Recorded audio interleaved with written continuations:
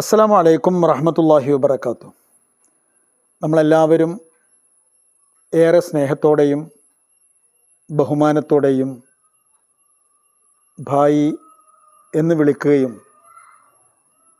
അങ്ങനെ തന്നെ കാണുകയും കരുതുകയും ചെയ്തിരുന്ന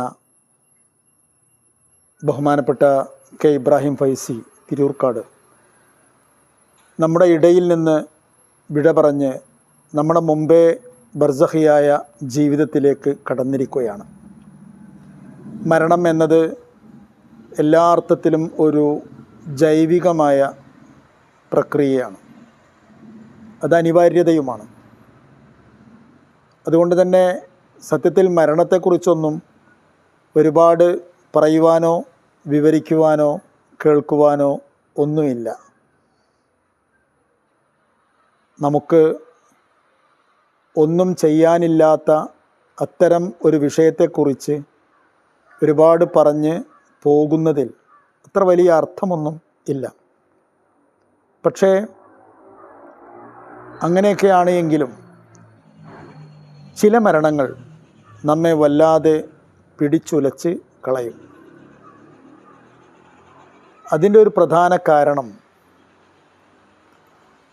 അങ്ങനെ മരണപ്പെടുന്ന ആ വ്യക്തി നമ്മളിൽ ചെലുത്തിയിട്ടുള്ള സ്വാധീനമാണ്.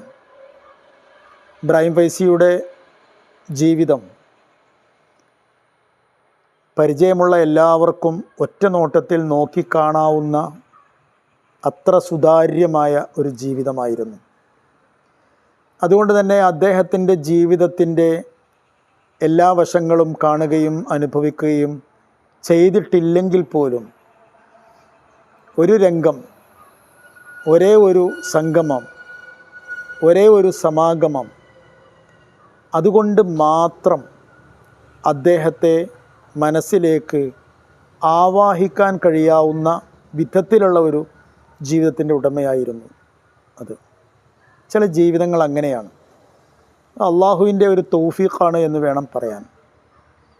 കടന്നു പോകുന്ന സാഹചര്യങ്ങളെയും പശ്ചാത്തലങ്ങളെയും എല്ലാം സ്വാംശീകരിക്കുക, എല്ലാം സ്വാധീനിക്കുക, അതിനുള്ള ഭാഗ്യമുണ്ടാകുന്ന ആൾക്കാർ വളരെ വിരളമായിരിക്കും. ഇബ്രാഹിം നബി പ്രാർത്ഥിച്ചു, വജഅല്ലി ലിസാന സിദ്ഖിൻ ഫിൽ ആഖിരീൻ. ഇബ്രാഹിം ഫൈസിയുടെ ജീവിതത്തെ മൊത്തത്തിൽ നാം വീക്ഷിച്ചാൽ ഒരു 4 കാര്യം അദ്ദേഹത്തിൻ്റെ ജീവിതത്തിൽ നിന്ന് നമുക്ക് എടുത്ത് പറയാൻ കഴിയും. ഒന്ന്, അദ്ദേഹം ഒരു മുസ്ലിമായിരുന്നു. മുസ്ലിം എന്ന് പറഞ്ഞാൽ ഇബ്രാഹിം എന്ന പേര് വഹിക്കുന്ന ഒരു ജീവിതം, ഒരു ജീവൻ എന്ന കേവലാർത്ഥത്തിലുള്ള മുസ്ലിമായിരുന്നില്ല അദ്ദേഹം. അദ്ദേഹം ഇസ്ലാം എന്ന തൻ്റെ ആശയത്തെ വൈകാരികമായി സ്വാംശീകരിച്ച ഒരാളായിരുന്നു. അതിൻ്റെ ഏറ്റവും പ്രധാനപ്പെട്ട ഒരു തെളിവ്, അല്ലെങ്കിലും അങ്ങനെ തന്നെയാണ്, നിസ്കാരമാണ് ആ തെളിവ്. അദ്ദേഹത്തിൻ്റെ മാത്രമല്ല, നമുക്കൊരു മനുഷ്യനെക്കുറിച്ച് അയാൾ ദീനിയായ ഒരാളാണ് എന്ന് പറയണമെങ്കിൽ അതിൻ്റെ ഏറ്റവും പ്രധാനപ്പെട്ട തെളിവ് നിസ്കാരം തന്നെയാണ്. അങ്ങനെയൊക്കെ തെളിവായി തീരാൻ വേണ്ടിയാണ് നിസ്കാരം എന്ന ഒരു ദിവസത്തിൽ തന്നെ 5 നേരം ആവർത്തിക്കപ്പെടുന്ന ഒരു ആരാധന അള്ളാഹു നമുക്ക് നിർബന്ധമാക്കിയിട്ടുള്ളത്. സമയമായാൽ അദ്ദേഹം തൻ്റെ കയ്യിലുള്ളത് അവിടെ വെച്ച് നേരെ നിസ്കാരത്തിന് പോകും. വലിയ കച്ചവടക്കാരനായിരുന്നു, വലിയ ബിസിനസ് ആയിരുന്നു, വലിയ സംഘടനാ നേതാവായിരുന്നു, വലിയ സാമ്പത്തിക ശേഷിയുള്ള ആളായിരുന്നു, വലിയൊരു കുടുംബത്തിൻ്റെ പ്രധാനപ്പെട്ട ആളായിരുന്നു. അതുകൊണ്ട് തന്നെ അദ്ദേഹത്തിൻ്റെ മേശപ്പുറത്തെത്തുന്ന വിഷയങ്ങളൊക്കെ തന്നെയും വലുതായിരുന്നു. പക്ഷേ ആ വലിയ വിഷയങ്ങൾ കയ്യിലിരിക്കുമ്പോഴും നിസ്കാരത്തിൻ്റെ സമയമായാൽ അദ്ദേഹം അതൊക്കെ അവിടെ വെച്ച് നിസ്കാരത്തിലേക്ക് പോകുന്നത് കാണാം. മറ്റു പലരും നിസ്കരിക്കും, പക്ഷേ ചില ഒഴിവ് കഴിവുകളൊക്കെ പറയാനുള്ള ഒരു ടെൻഡൻസി പലർക്കുണ്ടാവും. അദ്ദേഹത്തിനുണ്ടാകുമായിരുന്നില്ല. അത് പറയുമ്പോൾ എൻ്റെ മനസ്സിൽ ഓർമ്മ വരുന്നത് ഉമ്മുന ആയിഷ ബിബി റളിയല്ലാഹു അൻഹാ നബിയെക്കുറിച്ച് പറയുന്ന ഒരു സംഗതിയാണ്, ഒരു അനുഭവമാണ്. എങ്ങനെയായിരുന്നു നബി വീട്ടിൽ എന്ന് ചോദിച്ചപ്പോൾ അവർ പറയുന്നുണ്ട്, വീട്ടുകാരെ സഹായിക്കും, വീട്ടിലെ ജോലികളിലൊക്കെ കൂടിത്തരും. പക്ഷേ ബാങ്ക് കേട്ടാൽ, നിസ്കാരത്തിൻ്റെ സമയമായി എന്ന് കണ്ടാൽ, ഖാമ കഅന്നഹു ലാ യഅരിഫുന വലാ നഅരിഫുഹു, ഞങ്ങൾ അദ്ദേഹത്തെയും അദ്ദേഹം ഞങ്ങളെയും അറിയുകയേയില്ല എന്ന ഭാവത്തോടെ മഹാനായ നബി സല്ലല്ലാഹു അലൈഹി വസല്ലമ തങ്ങൾ മറ്റൊരു ലോകത്തേക്ക് ഒഴുകിപ്പോകും. നിസ്കാരത്തിൻ്റെ കാര്യത്തിൽ മാത്രമായിരുന്നില്ല, മറിച്ച് നോമ്പിൻ്റെ കാര്യത്തിൽ. നോമ്പെല്ലാവരും നോർക്കുന്നു, പക്ഷേ ആ നോമ്പ് എല്ലാ അർത്ഥത്തിലും പ്രതിഫലത്താൽ സമൃദ്ധമായ ഒരു നോമ്പായി തീരണമെന്ന ഒരു ഒരു വാശി അല്ലെങ്കിൽ ഒരു ത്വര അദ്ദേഹത്തിനുണ്ടായിരുന്നു.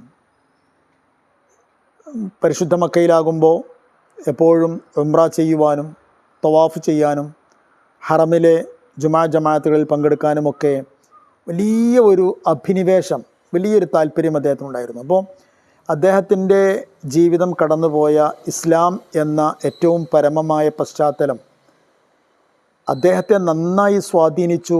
ആ വികാരത്തെ അദ്ദേഹം സ്വാംശീകരിക്കുകയും ചെയ്തു. രണ്ടാമതായി, അദ്ദേഹം ഒരു പണ്ഡിത കുടുംബത്തിലാണ് ജനിച്ചത്. ഇൽമ് ഉള്ളവരാണ്. ബഹുമാനപ്പെട്ട ഷേഖുൽ ജാമിയ അലിക്കുട്ടി ഉസ്താദിൻ്റെ സഹോദരൻ, ബഹുമാനപ്പെട്ട ഹാജി മുഹമ്മദ് ഫൈലി ഉസ്താദ് അവരുടെ സഹോദരൻ, അതുപോലെ തന്നെ ബഹുമാനപ്പെട്ട അബുട്ടി ഫൈസിയുടെ ജ്യേഷ്ഠ സഹോദരൻ എന്നൊക്കെ പറയുമ്പോൾ അവരെല്ലാവരും പണ്ഡിതന്മാരാണ്. ആ കാര്യത്തിൽ അദ്ദേഹം അഭിമാനിയായൊരു മുത്താലിമായിരുന്നു. മുത്താലിമാവേണ്ട കാലത്ത് അദ്ദേഹം നന്നായി പഠിച്ചു, ദർസുകളിൽ പഠിച്ചു. കേരളത്തിലെ ഏറ്റവും വലിയ മതകലാലയത്തിൽ നിന്ന് ബിരുദം നേടി. അത് നേടിയതിന് ശേഷം പിന്നെ അദ്ദേഹത്തിൻ്റെ ജീവിതം പലപ്പോഴും പ്രധാന മേഖലയായി കണ്ടതെല്ലാം കച്ചവടമായിരുന്നു എന്നാണ് അനുഭവം. പക്ഷേ ആ കച്ചവടത്തിൻ്റെ ഇടയിലൊന്നും അദ്ദേഹം ആ വേഷത്തോട് കോംപ്രമൈസ് ചെയ്തില്ല. മാത്രമല്ല, ആ വേഷത്തെ, തലപ്പാവിനെയും വെള്ളവസ്ത്രത്തെയും അദ്ദേഹം ഒരഭിമാനമായി കൊണ്ടു നടക്കുകയും ചെയ്തു. തൻ്റെ വേഷത്തെക്കുറിച്ചും തൻ്റെ സംസ്കാരത്തെക്കുറിച്ചുമൊക്കെ തൻ്റെ വലിയ മീറ്റിങ്ങുകളിൽ സൂചിപ്പിക്കേണ്ടിടത്ത് അദ്ദേഹം സമർത്ഥമായി അത് സൂചിപ്പിക്കുകയും ചെയ്തു. രണ്ടാമത്തെ രംഗം അതാണ്. മൂന്നാമത്തേത്, അദ്ദേഹം ഒരു സമ്പന്നനായിരുന്നു എന്ന് പറയാം. അദ്ദേഹം കുടുംബപരമായി തന്നെ സമ്പന്നരാണ് അവരെല്ലാവരും. സാമ്പത്തികമായി സമ്പന്നരാണെന്ന് പറയുമ്പോൾ അവർ സ്വാഭാവികമായും അധ്വാനിച്ച് കച്ചവടം ചെയ്ത് ഒക്കെ ഉണ്ടായ സമ്പത്ത് തന്നെയാണ് അധികവും എന്നാണ് നമ്മളൊക്കെ മനസ്സിലാക്കുന്നത്. പക്ഷേ ആ സമ്പത്തിൻ്റെ കാര്യത്തിൽ അദ്ദേഹത്തിനൊരു വീഴ്ചയും സംഭവിച്ചില്ല. വളരെ കൃത്യമായി അതിൻ്റെ സക്കാത്ത് കൊടുക്കാനും വളരെ കൃത്യമായി അദ്ദേഹത്തിൻ്റെ സഹായം എത്തേണ്ട സ്ഥലങ്ങളിലേക്ക് എത്തിക്കാനുമൊക്കെ അദ്ദേഹം എപ്പോഴും വലിയ ഉത്സാഹം കാണിച്ചിരുന്നു. അതേസമയം സാമ്പത്തികമായി അഭിവൃദ്ധിപ്പെടുമ്പോൾ ചോർന്നു പോകുന്ന ചില ധാർമ്മികതകളുണ്ട്. അത് പൊതുവെ എല്ലാവർക്കും ചോർന്നു പോവാറുണ്ട്.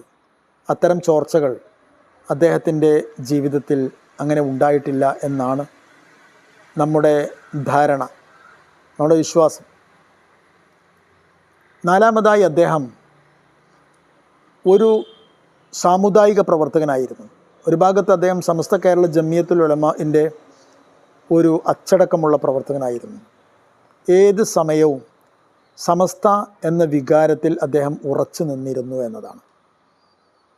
വിദേശത്താണെങ്കിലും സ്വദേശത്താണെങ്കിലും സംഘടനയുടെ പ്രസ്ഥാനത്തിൻ്റെ കൂടിയാലോചനാ മേശപ്പുറങ്ങളിൽ ബായി ഒരു നിത്യ, അതോടൊപ്പം സജീവ സാന്നിധ്യമായിരുന്നു. ആ പ്രവർത്തനത്തിൻ്റെ ശ്രേണിയിൽ അദ്ദേഹത്തിൻ്റെ സാമൂഹ്യമായ പ്രവർത്തന മേഖല മുസ്ലിം ലീഗ് രാഷ്ട്രീയത്തിൻ്റേതായിരുന്നു. പാർട്ടിയിൽ വലിയ സ്ഥാനങ്ങൾ വഹിക്കാൻ അദ്ദേഹം താല്പര്യം കാണിച്ചിരുന്നില്ല.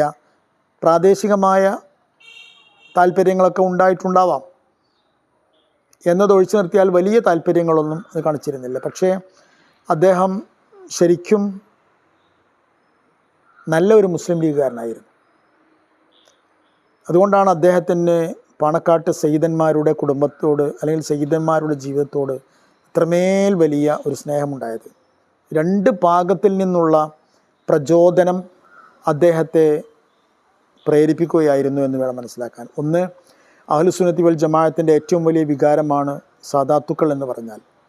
കേരളത്തിലെ അനുഭവം വെച്ച് കേരളത്തിലെ മുസ്ലിം സമൂഹത്തിന് ഏറ്റവും അധികം കടപ്പെട്ടിരിക്കുന്ന ഒരു കുടുംബമാണ് പാണക്കാട്ടെ തങ്ങന്മാർ എന്ന് പറയുന്നത്. ചെറിയ ചെറിയ രാഷ്ട്രീയ ചിന്തകൾക്ക് വേണ്ടി, ചെറിയ ചെറിയ അഹങ്കാരങ്ങൾക്ക് വേണ്ടി ഹോമിക്കുകയോ ഹനിക്കുകയോ മറന്നുകളയുകയോ ഒന്നും ചെയ്യാൻ പാടില്ലാത്ത അത്ര വലിയ ബന്ധമാണത് കേരളത്തിലെ മുസ്ലിങ്ങളെ സംബന്ധിച്ചിടത്തോളം. അദ്ദേഹം എല്ലാ സാദാത്തുക്കളോടും വളരെയേറെ അടുത്ത സ്നേഹബന്ധം പുലർത്തി. ജീവിതത്തിൻ്റെ എന്ത് കാര്യത്തിനും അവരുടെ അഭിപ്രായങ്ങൾ സ്വീകരിക്കുകയും അവരുടെ ഉപദേശങ്ങളും നിർദ്ദേശങ്ങളും പാലിക്കുകയും ചെയ്തുകൊണ്ട് അദ്ദേഹം ജീവിച്ചു.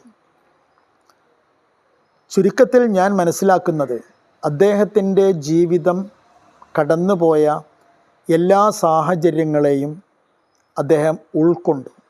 ഒന്ന്, ആ സാഹചര്യങ്ങൾ ഓരോന്നും നൽകുന്ന, പങ്കുവെക്കുന്ന വൈകാരികത അദ്ദേഹം സ്വാംശീകരിക്കുകയും ചെയ്തു.